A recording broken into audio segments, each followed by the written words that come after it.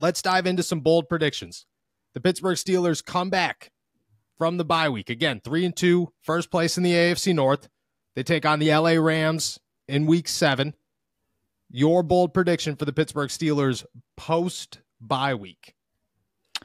Well, this one, a little bolder when I say it out loud than when I wrote it down in my notes, but I think the Steelers win their first 4 games coming off the bye for a couple of reasons. First of all, I think LA, so I'll give you the 4 games. It starts with LA, then it is a road trip to LA, Jacksonville at home, Tennessee at home, Green Bay at home. Okay. I think these are all teams that are at least on the Steelers level. If not, the Steelers are better than. If not, the Steelers are better than them. There's no one on that schedule that is, I think, demonstrably better than this team. You add in that you get 3 games at home, you get a week of rest going into the toughest one, which I think is LA right now. I think that all kind of the combination of the timing and I think the momentum that the Steelers kind of built towards the end of that Ravens game it will lend itself to a really hot start to that second half after the bye week. So I'm optimistic. Who knows how the rest of the season will shake out, but I think that they are at least going to get off on their right foot, a really, really good right foot as they start the second half and just rip off some good wins. Because I also think they're going to be led by the defense. Obviously, I'm not sure the offense is going to take huge steps forward, but I think you look at those teams, and I'm pretty confident that the Steelers should be able to throttle them on offense at least, or defense.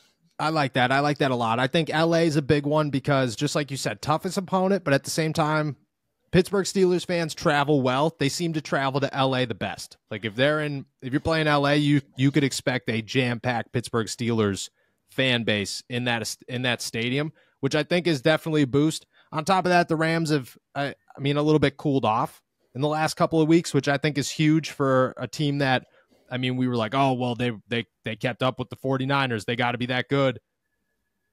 Cooling off at the right time. Pittsburgh Steelers heating up at the right time. I also think, just like you said, you're coming off the break there right at the toughest point of that 4-game stretch. That's where you're going to take advantage. You know what I'm saying? Like, that's where Kenny's going to be his hottest. Your running game's going to be their best. Your offensive line's going to be their healthiest. You're going to get, Deontay back, possibly Pat Freiermuth back, possibly Anthony McFarland back. That's a good way to go about it. Jacksonville doesn't scare me right now. Tennessee doesn't scare me at all. And that's a Thursday night game, so that's always in the Pittsburgh Steelers' favor. And then Green Bay doesn't scare me, one bit. Even a little bit. Yeah, like just to have rough offensive lines and rough quarterback situations. J.J. Watt went on the Pat McAfee show the other day. He was like, what would the Steelers' record be if T.J. Watt and Alex Highsmith weren't out there? Maybe they're 0-4, but who cares? Because T.J. Watt and Alex Highsmith are out there. And against these teams, that could get dangerous real fast. I like that one. I like that one a lot. Yeah, I think it all kind of adds up to a really good formula for the Steelers. And, I think it's something that we could look back at the end of the year and be like, wow, this was kind of a turning point for them. And this is when they kind of started to really live up to the expectations that we had for them in the preseason and when they started to really turn things around. And yeah, I think the health part is going to be huge too. Just being like knowing you're going to have Deontay Johnson and, maybe Anthony McFarland was just the key. Maybe, missing him. He was the one who they needed him to unlock the potential. Maybe that was the squeaky wheel that needed the grease. So I'm really excited to see how they come out of this break. And I think there's a huge opportunity for them to, announce themselves to the league, quite honestly. Yeah, I like that a lot. And Anthony McFarland, man, that's just think about if the offense could actually click and Anthony McFarland could put them in good field position off of kick returns. Like, that's ginormous. You already have Calvin Austin, who I don't understand why Gunner is back there at all, but I hope Deontay Johnson's return means that they're not nervous to put Calvin out there and maybe wear and tear. Maybe that's what they were thinking. Who cares? Put Calvin out there all the time. And then Anthony McFarland is a kicker. I like it. I like it a lot better than having Gunner back there for both. Desmond King did almost nothing. So I do. I like that. I like that bold prediction a lot. I'm going to carry on from that. Okay. If you say they start 4-0, I'm saying they start 6-0 because I think my bold prediction is the Pittsburgh Steelers finish undefeated in the AFC North. They are already 2-0. Big wins over Cleveland, big win over Baltimore. And I think that Baltimore one, Cleveland doesn't really scare me that much. Baltimore is always a challenge, and you never know how that's going to turn out. Now, you go 4-0. 3 easy opponents in a row. I guess Jacksonville's not super easy. None of these teams are super easy, but still, you got 3 winnable games: Green Bay, Tennessee, Jacksonville. If you win against LA, you are now 4-0. You're, what would that be? That would be 7-2 heading into this. Yeah. Cleveland, you're going to Cleveland. You've already won over them. Who knows if Deshaun Watson's ever going to play football again? This guy doesn't even want to play right now. So at that point, you got to expect, maybe he's not even out there. Maybe it's DTR, who did not reach the level of expectation that the preseason kind of gave him the hype around. I think you win in Cleveland, and then I think you go the week after that, go to Cincinnati. You face them for the first time. Joe Burrow is still not 100%. I don't know if he's going to be 100% at all this season. I do think Cincinnati's going to get the ball rolling, but you want that game early.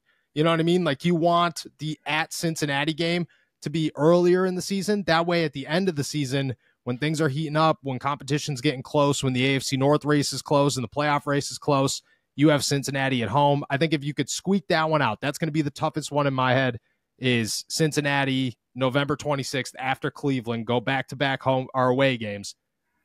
Then you host Cincinnati on December 23rd, the day before Christmas Eve.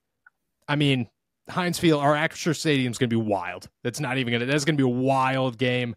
Fully anticipate that one's a good one. And then you finish the season in Baltimore. That one doesn't make me nervous because unless the Pittsburgh Steelers have the opportunity to sit their starters, that's when they're going to be playing their best football. And that is when, if this team is on the rise, they're going to rise continually throughout the season. By week 18, they're going to be a playoff team. And I know that there's holes and I know that there's issues, but to end the season with 2 AFC North games out of your last 3 games, I mean, I think that's as good as it gets for Pittsburgh. Yeah, I kind of agree with you that, Baltimore is a challenge, but I don't think the Steelers have been fazed by a trip to Baltimore. No. Really at all, like in a while.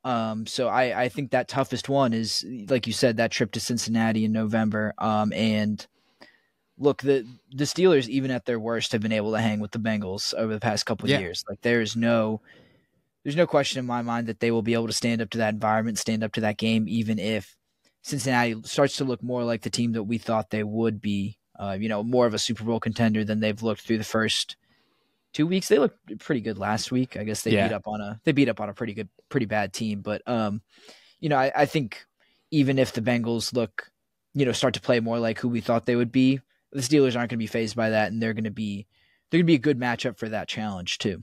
Yeah, I agree. I just think that it sits there. Like, if you could squeak by Cleveland, if you could squeak by Cincy, which will not be easy games. Like, going to Baltimore, that's almost like a little bit of added juice almost. Like, it's almost like you want that to happen. Like, host Baltimore early, get that win. Think that they're like looking for a revenge game. You know what I mean? Week 18, let them believe that, Pittsburgh's coming to town. We got to win this one. And then Mike Tomlin's like, nah, bro, that ain't happening. That's not how we run these things. The Steelers are all fired up. I just feel like that's prime time to go away to Baltimore. If it was Cincinnati, if it was Cleveland, I'd think differently. To Baltimore, like, that just adds too much juice for me. And yeah, like I said, the other 2, they'll be tough, but they'll be good. I mean, we think about that one. Think about this. The Pittsburgh Steelers, if our bold predictions are true, if they happen, they start 6-0 coming out of the bye week. At that point, they are 7-2 heading into, they host Arizona and New England, which can both very well be wins.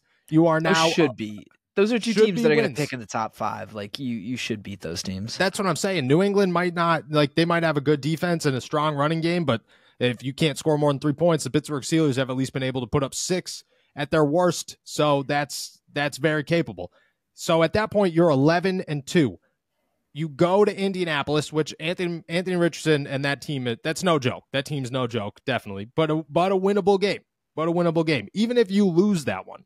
Okay, you are now 11-3. You host Cincinnati. In my bold prediction, that's a win. 12-3.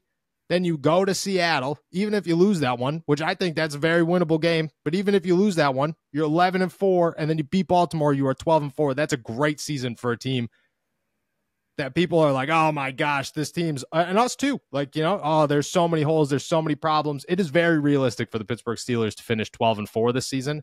That would be wild, yeah. Especially at this point. Like, it's 3-2. It's so hard to imagine like oh, this has been super successful. Like, no, they got through like a very tough part of their schedule and they came out 3-2. That's not bad. That's definitely not bad.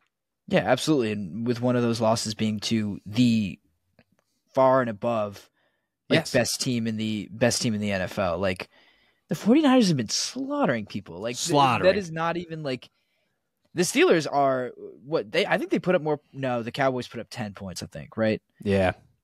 Yeah. So what did the Steelers put up?